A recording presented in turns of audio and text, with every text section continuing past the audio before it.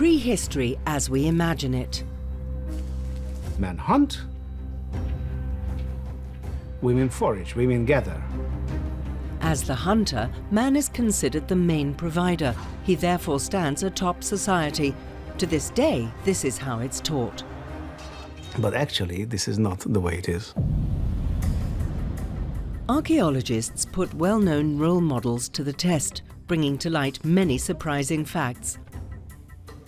Primeval life wasn't easy. Bones and burial relics from ages long past tell a new history of man and woman. Women as an active force in human history have been ignored. Like men, women at all times undertook important tasks, and to this day they are regarded as the weaker sex. Why?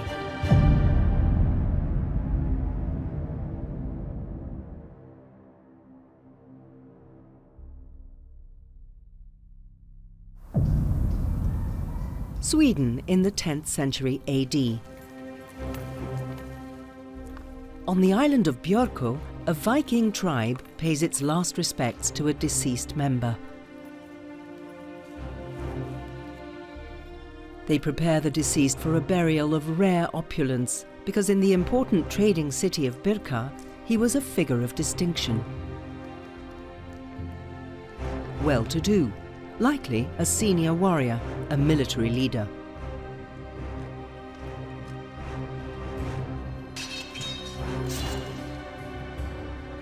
Everything about this chamber burial was surprising. It was one of the hallmarks of burial, high-status warrior burial. The burial objects appeared clear.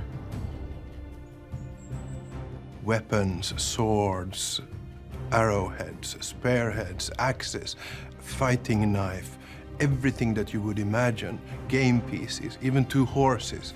It was spectacular in every sense. In the 19th century, archaeologists opened the tomb. In the eyes of these early scientists, the burial relics found within allowed a single conclusion. Buried here was a high-ranking Viking prince.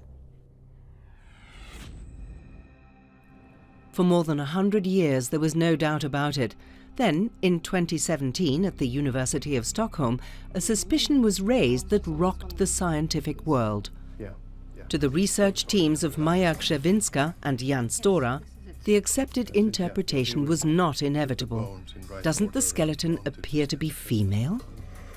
We actually had this paradox and maybe this tension between the skeleton that looked like a female and the burial goods that pointed out in the warrior male sort of direction. Unlike early archaeologists, scientists today are no longer solely dependent on the interpretation of grave relics and site characteristics. DNA analysis ensures clarity.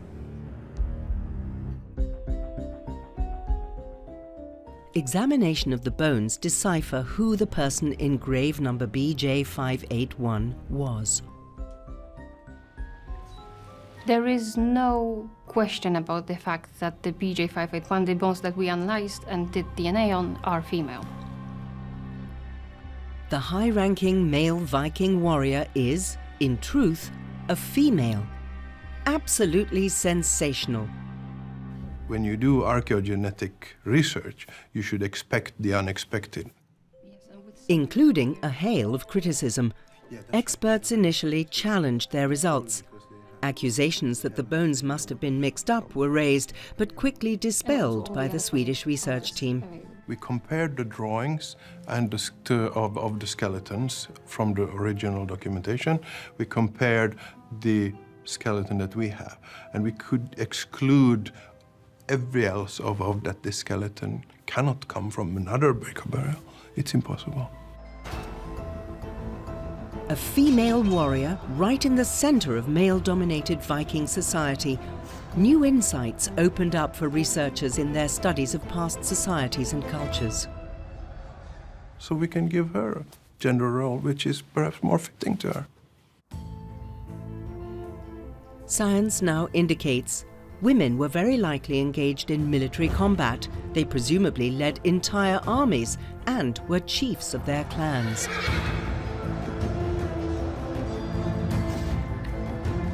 The richly appointed grave at Birka testifies to the prominent reputation of the woman buried, and it's not the sole example. Similar graves have been discovered in Norway and Denmark, interred remains of female warriors.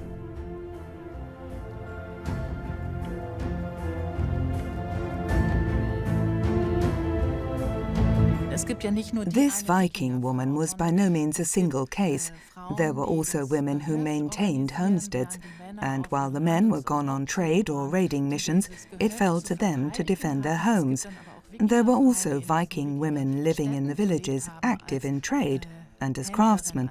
Indeed, the range of roles women played was very diverse. It follows that one among them might be a warrior of advanced rank. Why not? And that applies not only to Viking women.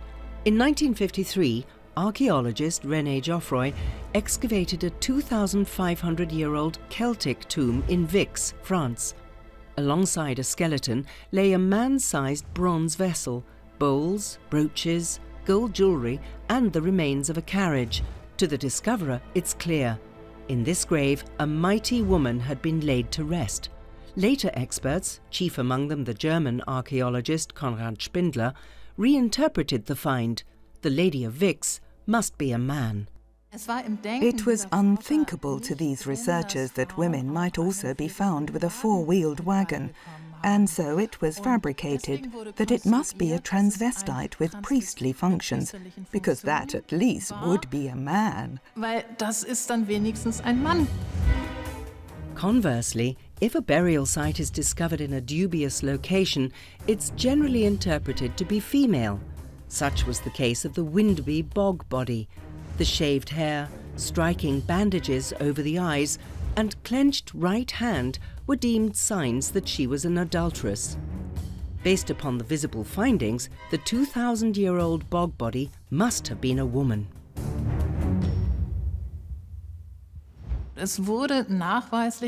It is demonstrable that changes were made to the bog body.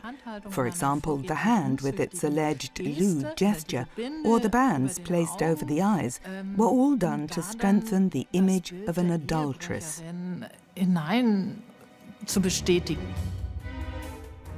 In 2006, a Canadian medical examiner determined that the alleged adulteress was a boy. He likely died of a jaw infection. Fortunately, in today's globalized world, such misinterpretations are increasingly less likely. Future re-examination of older findings will surely lead to further surprising results. Scientists at newly found sites along the Yellow River in China's Henan province are confronted by yet another prejudice, namely the notion that the roles assigned to men and women are primeval and thus natural. For 20 years, scientists have been digging through the remains of overlying settlements at the gates to the city of Xinjiang, a unique site. For here, American anthropologist Kate Pechenkina is able to trace the remains of people dating back 10,000 years and to compare and contrast findings derived from different periods. We start here with the earliest farming communities when they have a little bit of serial agriculture, they do hunting, they do fishing, and then there is intensive agriculture, and then there are cities, and then there is social complexity and social inequality and warfare. Dozens of graves and the remains of countless settlements provide scientists with a window to the past. Based upon this evidence, scientists gain a picture of how earlier societies functioned.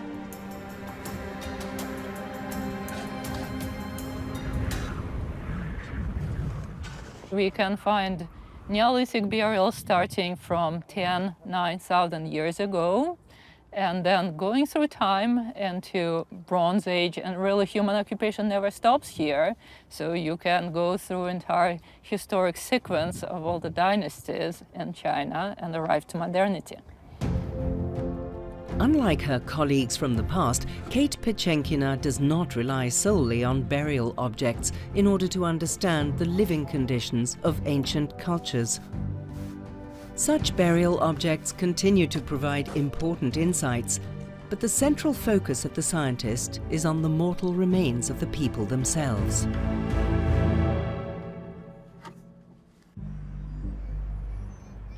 At Shandong University, the anthropologist and her Chinese team analyze the bones.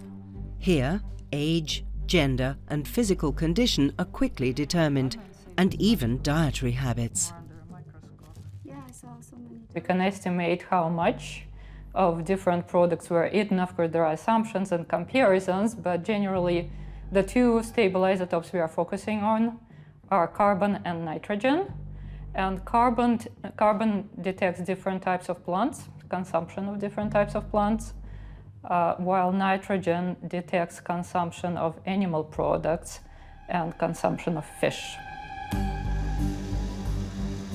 With the aid of isotope analysis, it becomes clear who, in the various ages past, had access to which types of foods. Were resources available on an equal basis to each member of a community? Or were distinctions made? Was gender a factor in nutrition? Every Neolithic community is a little bit unique. They all have their own cuisine, what they're eating. But men and women and children are eating exactly the same thing. For Pechenkina, there can be only one conclusion. During China's early Neolithic period, men and women were of equal status. But does this also apply to European societies at the same developmental stage? During this same Neolithic period, a people known to scientists as the Temple culture lived on the Mediterranean island of Malta. This bygone society left behind the world's oldest freestanding structures. Constructed over 5,000 years ago, they're older than the Egyptian pyramids and are now a World Heritage Site.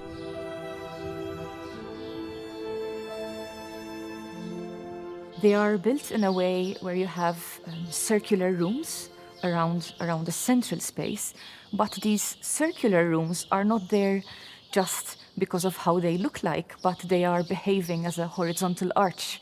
So it's really also the skill of the workers and how they were developing those skills to create more and more complex structures. As if for an underground city, corridors and rooms were built into the sandstone, up to 10 meters deep. Scientists have named the facility Hypogeum, the underground, and it still holds many secrets.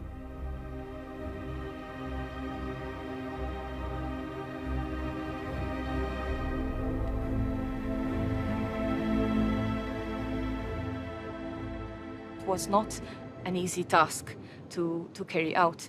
So a large amount of effort was placed into the building of this place.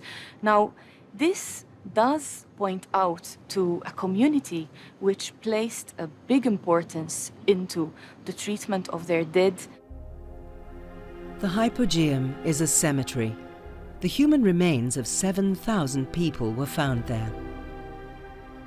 We have men and women buried in the same spaces, buried in the same way, and being treated in the same way. We have different age groups as well being represented. So there does not seem to be a difference, at least in the way that they were treating men and women.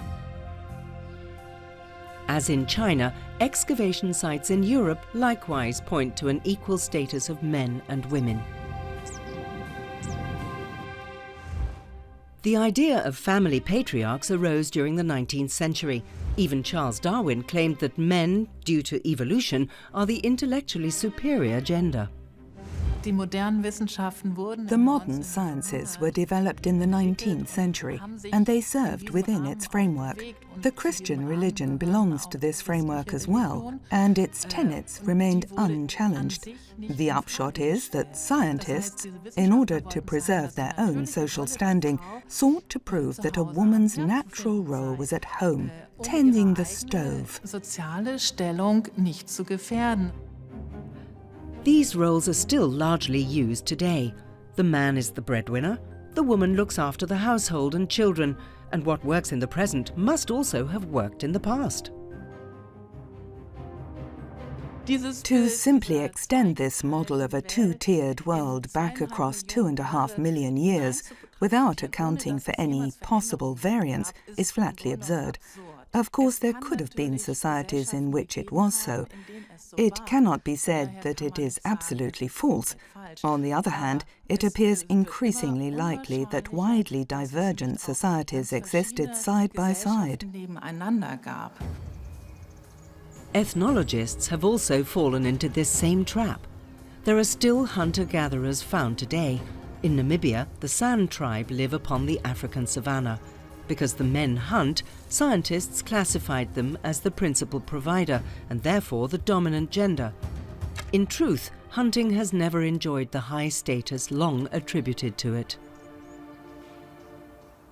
The reason is that women bring in who tend to do what we could maybe categorize as accessing plant materials, gathering. Women will bring in the majority of subsistence, which is actually generally true for hunter-gatherers.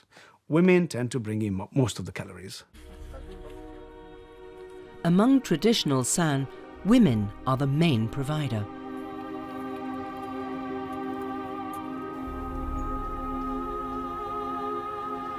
It is difficult to tell what is more important, gathering or hunting. Around 80% of the food is produced by the women, who effectively ensure the survival of their community. At the same time, men bring in precious protein. So both are needed. You can't really say which one is more important, yeah? And anyway, it doesn't create a gender difference.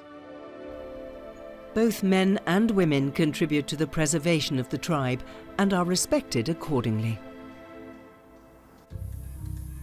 The question is whether this model from present-day Namibia is applicable to the early hunter-gatherer cultures of France and northern Spain. Researchers have long held that men were not only the chief providers, but also the first artists. The basis for this thesis? Most Stone Age cave paintings are understood to depict hunting scenes. The earliest images are approximately 35,000 years old.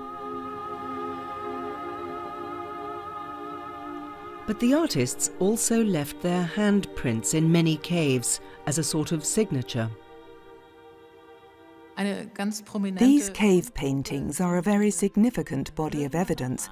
They are also quite beautiful to behold, and like all else that is beautiful and important, they were first attributed to men.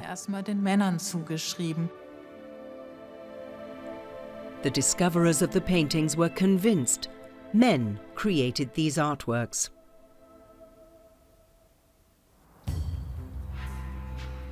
For scientists of bygone days, this view was justified by the well-established gender roles. Since only men went hunting, only they could reproduce the scenes in such accurate detail.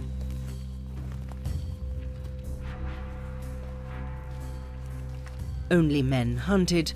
It follows only men created art. Consistent with this logic, man was assigned not only the highest role in society, but also sovereignty over art.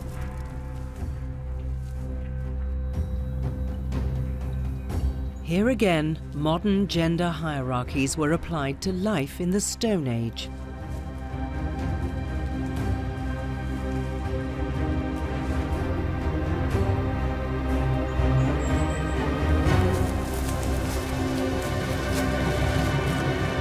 That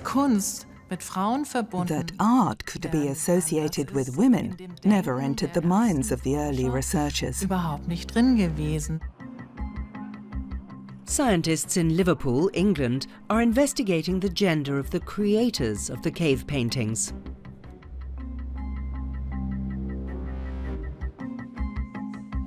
At the university, they're attempting to determine the gender of people from handprints left on replica cave walls. In so doing, they're applying techniques once also used during the Stone Age. Bringing shape and size together allows us to distinguish sex. And if we can do that, then we can look at the relative size within the sex to get at age. And so the technique that we are using will tackle both sex and age.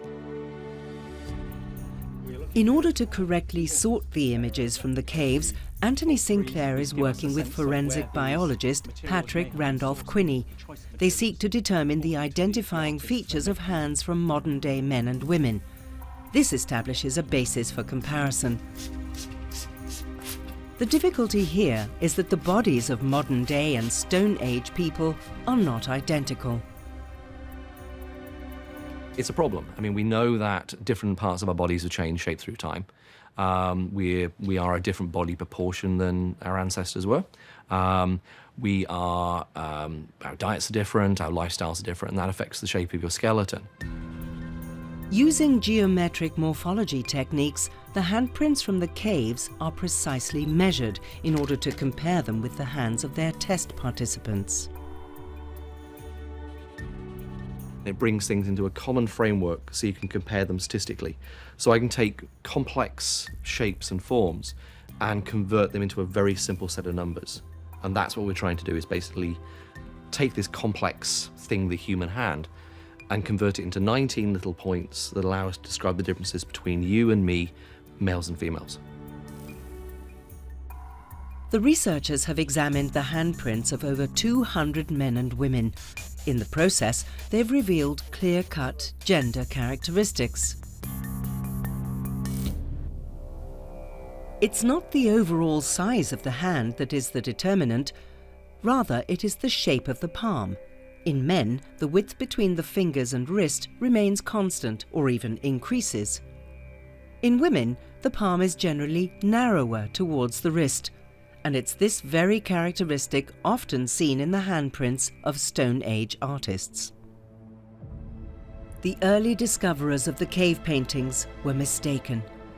Women have been proven to be among the artists.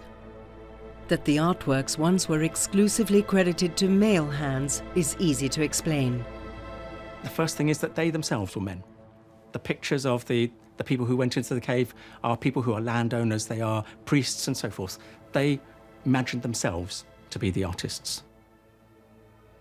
The second sort of reason that let us think that they were men is that it was art, and art was a male activity at that time. And so we simply appropriated our own ideas and put them onto the images as they existed, and we saw them. An error, as the Liverpool researchers have demonstrated. Even in the earliest days of art, there were no gender hierarchies.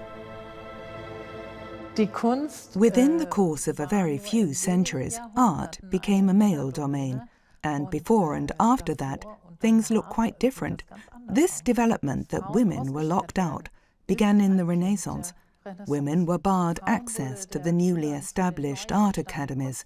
They served only as the subject painted, but the producers, the creators, they were men. And this model has held until today.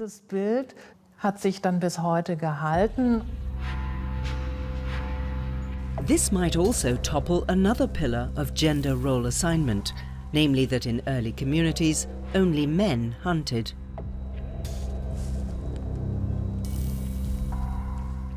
The sheer size of the group alone made it essential that women hunt. Hunter-gatherer communities lived in small tribes of around 20 to 30 people.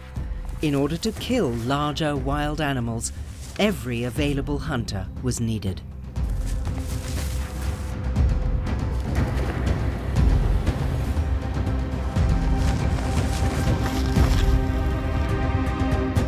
You're going to have beaters, and you're going to have people who are chasers, who are going to be really covering a large area there, and they're going to be those who are actually doing the killing.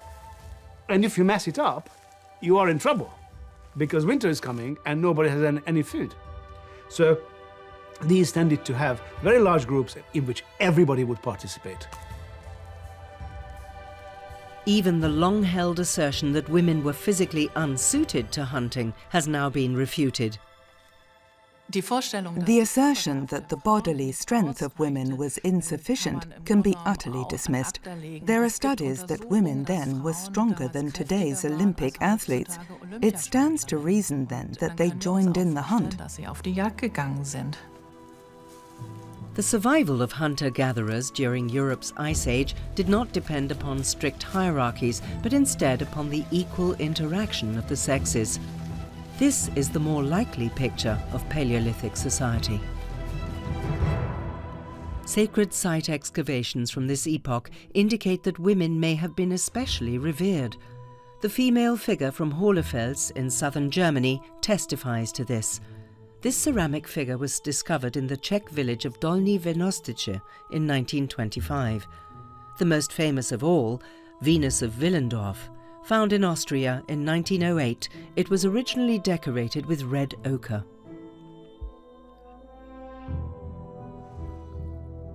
These are just 3 examples of the tens of thousands of such statuettes of women that have been found throughout the world. Some scientists relate the figures to fertility cults. Others see in the figures omnipotent mother goddesses. It has long been held that a stronghold of worship was on the Mediterranean island of Malta. In the National Museum in Valletta, 12 small figurines are on display. Carved from limestone, they are up to 50 centimetres in height and around 5,000 years old. Above all, one factor unites them: female forms, most clearly in the so-called Venus of Malta. It's very realistic in its execution, and even how, for example, the muscles of the back are carved out, are portrayed in this figurine. It's done in a very naturalistic way, and that makes it a bit different than the rest of the statues. Like Paleolithic Venus figurines, this statuette clearly shows breasts, wide hips, the vulva. For this reason as well, the figures were long construed as being little goddesses, shaped to honour the fertility of women as the givers of life.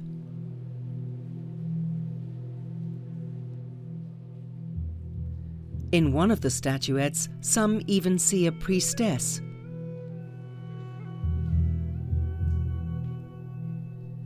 According to this view, the sleeping lady portrays a spiritual person of high status and healing powers. It has been linked for a long time with death and with the passing on from one life to another, and with the sort of resting phase when the body is no longer. So it could have been linked with this idea of death and rest and perhaps eternal sleep, but obviously we'll never know for sure. Experts are also unsure how to interpret the other sculptures. This is made worse because their discoverers did not record the exact discovery sites. Only one thing is certain. The figures come from the ruins of the 20 megalithic buildings found in all parts of the island. One of these figures remained in the ruins of the Haltarxian temple, the one that dwarfs all the others, even though only half of it survives.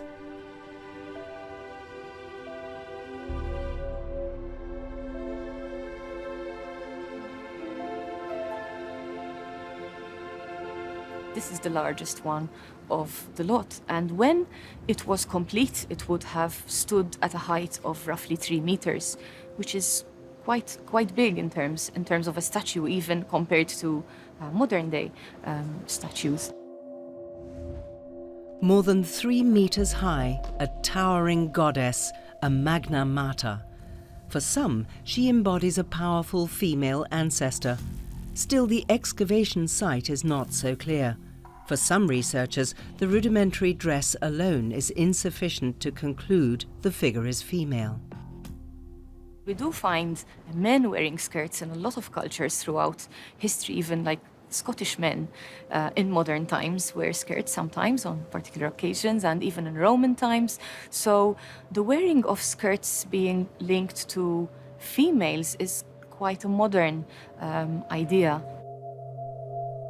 Although the massive figure, the first known large sculpture, was found in connection with other clearly female figures, today an increasing number of researchers question its gender. You couldn't really miss it, so it must have had an important significance to the people who were using this particular place. Was homage paid to an all-powerful mother goddess in the fantastically designed temples on Malta and Gozo, or did these structures serve other purposes? They could be, for example, linked to the cycle of life, the various life changes starting from birth to death, but also to the changing seasons that were very important for these communities, being agricultural communities and being dependent on the land that they were tilling and on the animals that they were rearing. In the 1960s, a cultural historian noticed something remarkable in one of the sacred sites when viewed from above.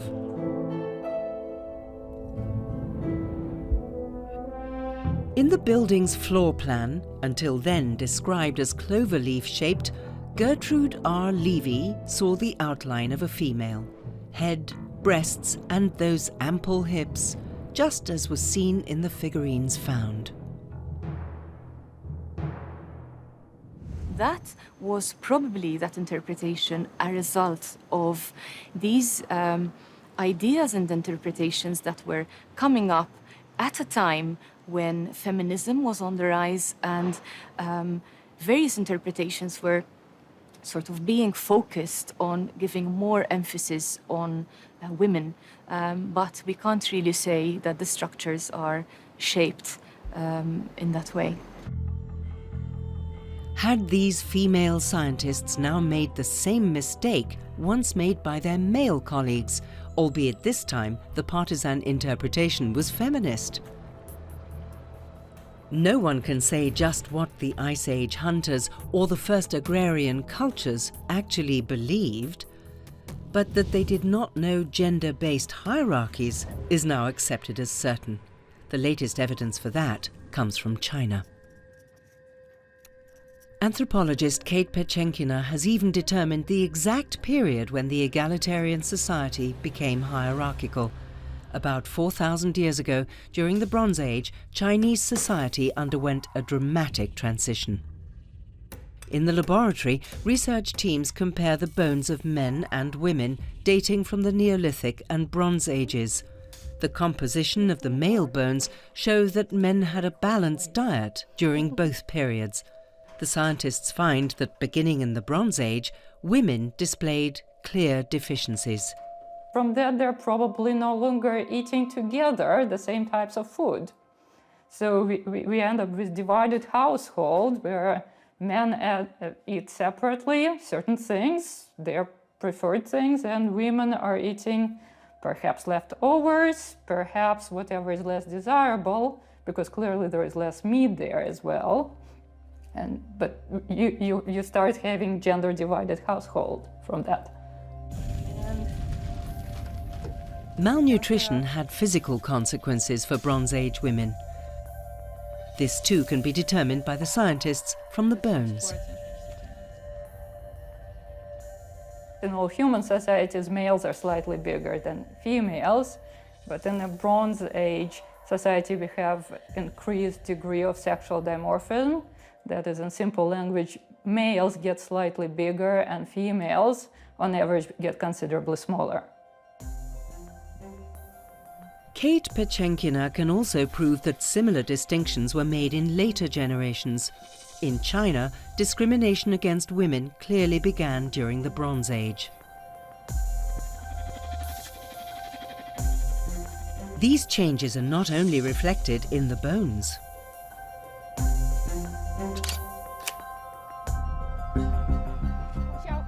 The anthropologist can also identify changes from the burial sites. During the Neolithic age, men and women were interred similarly. The graves were kept simple, burial objects were rare. Burial practice was altered in the Bronze Age.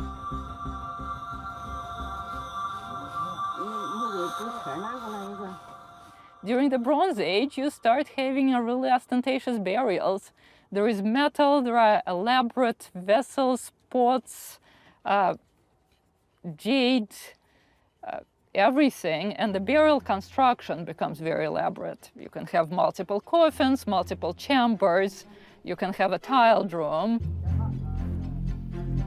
Most notably, depending upon their societal status, men were buried lavishly. Women received few or no burial objects to enrich their afterlives. Gender distinctions are particularly clear in the case of family graves. Men were positioned in the middle, at the center of the family. We still see during the Bronze Age systematically that female burials are given much less attention. So they're quite unequal in death. And that fairly convincingly shows that they're unequal in life and treated unequally in life. Where 5,000 years earlier hunter-gatherers had led provably egalitarian lives, during the Bronze Age, a culture emerged that clearly devalued women. And it's not in China alone that these trends can be found, beginning around 2000 BC. In European societies, the social status of women also changed. So far, researchers have found evidence of changes similar to those in China at 3 German excavation sites.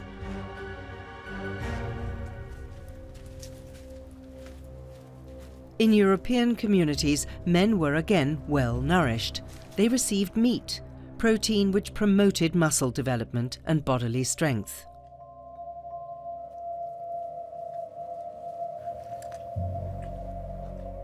Nick. It has been established that women and girls ate very little meat. They lived mainly on vegetables and cereal grains. As a result, European women were significantly smaller than the men.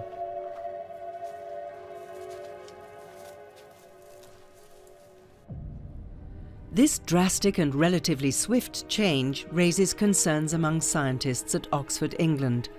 One thing is certain, an event of global dimensions led to the discrimination against women. Anthropologist Thomas David Barrett blames the climate. So if you look at the climate's temperature, the global temperature, and more importantly, the variation of the climate, up until 12,000 years ago, so the entire period of the existence of our species, it tended to be much colder, but more importantly for this point, it tended to be super unstable. And when the climate is unstable, that means that you cannot really predict what you're going to be harvesting next year. An erratic climate, freak storms, natural catastrophes is no basis for farming. Only nomadic hunter-gatherers could find sufficient food under these conditions. And then suddenly, 12,000 years ago, and weirdly, unless you go for a bunch of really convoluted climatic explanations, we don't really know why, suddenly this big variation just stabled out. Just weird. The Ice Age, responsible for the climatic chaos, subsides. It's followed by a warmer phase with stable seasonal cycles. This allows people to become sedentary.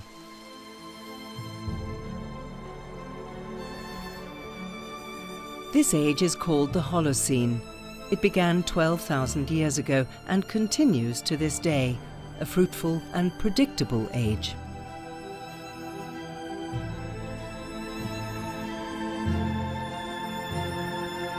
that stability created a different framework for the technology. Because suddenly you can say, all right, the climate is stable, so that means that whatever is growing this year is going to be growing next year. Only under these conditions is it worthwhile to invest the time and energy needed to cultivate crops.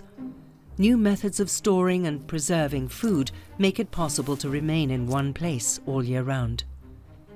The notion of possession arises. Animals play a role. They're protected and bred because their meat, milk and eggs have become food sources. They also provide raw materials, such as skins, which are processed into leather. A bond develops with the land upon which one dwells. But why did this new way of life alter the relationship between the sexes? Once you have possession, which means once it is worthwhile for you to fight for an area, that also means that it's worthwhile to try to take it away. Possession leads to greed and, in turn, to conflict.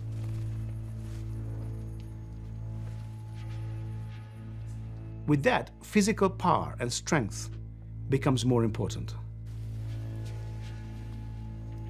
Because when you need to defend what you're invested in, what your family is reliant on, it's going to be really important that under no circumstance you lose it. With the age of agriculture and animal husbandry, also began mankind's age of war.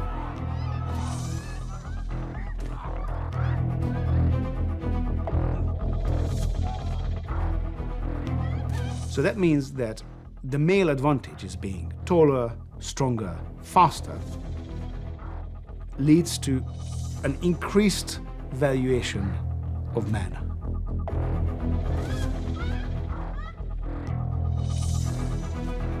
They are the ones who can fight for it. They are the ones who can protect it. So suddenly, a gender difference appears. The increasing importance of male strength is only one aspect of this change. The availability of food in a fixed place and the loss of mobility once common to hunting societies had further impact upon women. Evidence for this is found in the Natural History Museum of Vienna, Austria.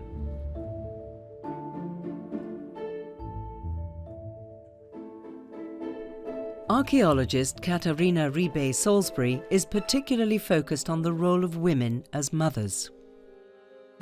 What we suspect is that Neolithization enabled women to have children more frequently, with shorter intervals between births. This led to an increased population, but also to a greater burden upon the women, by reason of motherhood. Older excavation findings, now re-evaluated by Rebay-Salisbury and colleague Doris Pani-Kochera, confirm the theory. 3,000-year-old female pelvic bones. Following multiple pregnancies and births due to hyperextension of the ligaments, one sees changes in the bones. For example, there is grooving here below the joint surface of the sacrum, or here you see pitting to the pubic bone. The more often a woman is pregnant, the more noticeable the changes. Increased birth rate was enabled by alternative food sources for infants and toddlers. Rebay-Salisbury found pots with residues of porridge suitable for small children. One needn't breastfeed babies for up to 3 years, as was common among hunter-gatherers. Instead, you could give animal milk or cereal to toddlers relatively early. Due to the shortened breastfeeding period, the women's fertility is restored sooner after birth. And so the interval between births is shorter. With massive repercussions. The scientists surmise that around 15% of women died during childbirth, and this too contributed to the weakening of the female gender within the community. If men wished to retain their property, not only for one generation but also following their deaths, they needed to ensure that their offspring carried their genes. This led to common marriage systems around the world.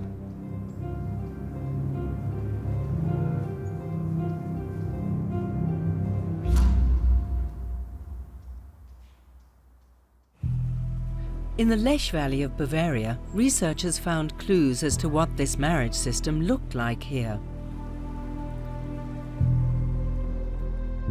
They have excavated 84 skeletons from this Bronze Age peasant community.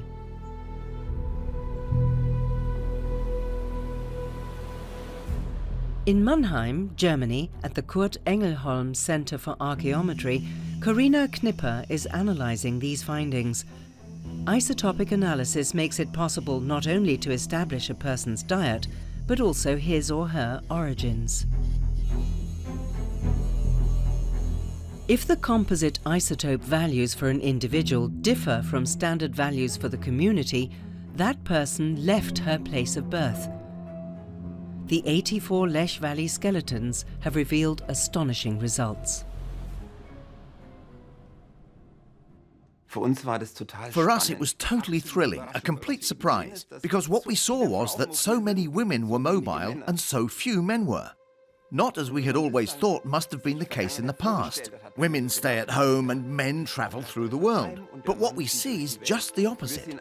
Men stayed at home, women traveled the wide world. In the Lech Valley study, researchers proved that 60% of the women left their homes during their lifetimes, then settled down and started families in southern Germany. Women moved out to marry elsewhere and to spend their future lives in their husband's family's homeland. Patrilocality is what researchers call this residential practice, and they can prove it was the rule for many societies worldwide during the Bronze Age. Patrilocality prevented a higher level of inbreeding within the society. Accordingly, new genetic material was entering the community, preventing hereditary diseases and such like. On the other hand, whether marriage to a non-local woman or when your daughter married a non-local, the marriage was more than just an event. Instead, it was a long-standing bond between two farms, established between two regions, and knowledge too was exchanged. In the Lech Valley, the non-local wives were a respected group in the community. They were accorded burials like the men. However, this marriage practice often had a negative impact on women.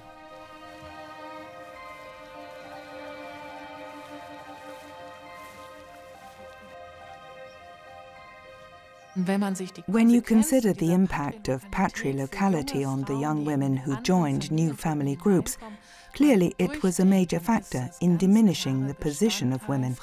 A young woman who finds herself transplanted into a new group, distant from her home of origin, feels alien at first. She has no allies, she lacks anyone to talk to, and now she must start anew. The mobility of women also heralded the dawn of a new era, which would change the history of mankind decisively. As they wandered out, well beyond regional borders, they carried abroad with them the knowledge of metalworking.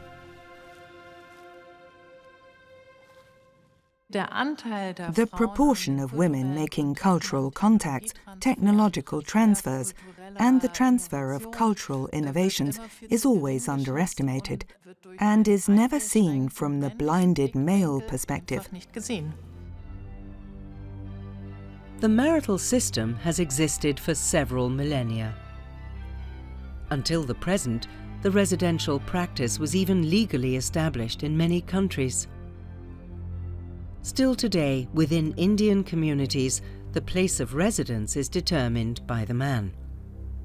But there have always been alternative models.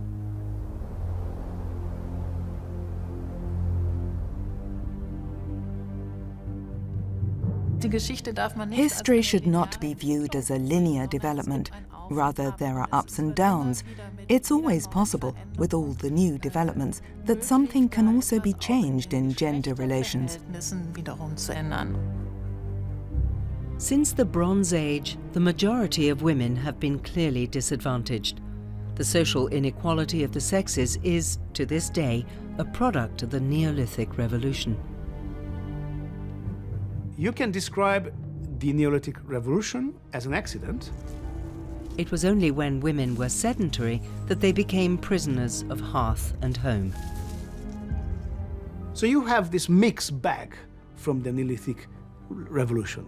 Some of it allows this complex technology, complex culture, and some others will result in worsening diet, hierarchy, warfare, male dominance.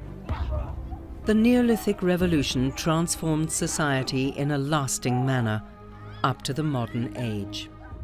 This was viewed positively in the 19th century because it led to Western civilization. Evidence that women's lives were very different in earlier, less male-dominated societies has been ignored. Nowadays, this would be judged quite differently because we are a step further along in human history. Researchers today approach traces from the past with greater sensitivity and interpret them based on a richer store of knowledge. So this whole 0 or 1 thinking, which is essentially coming from the patriarchal age of anthropology, out of the window, yeah? It's all gone. Research will continue to uncover many fascinating female figures who have asserted themselves in the male world and made history.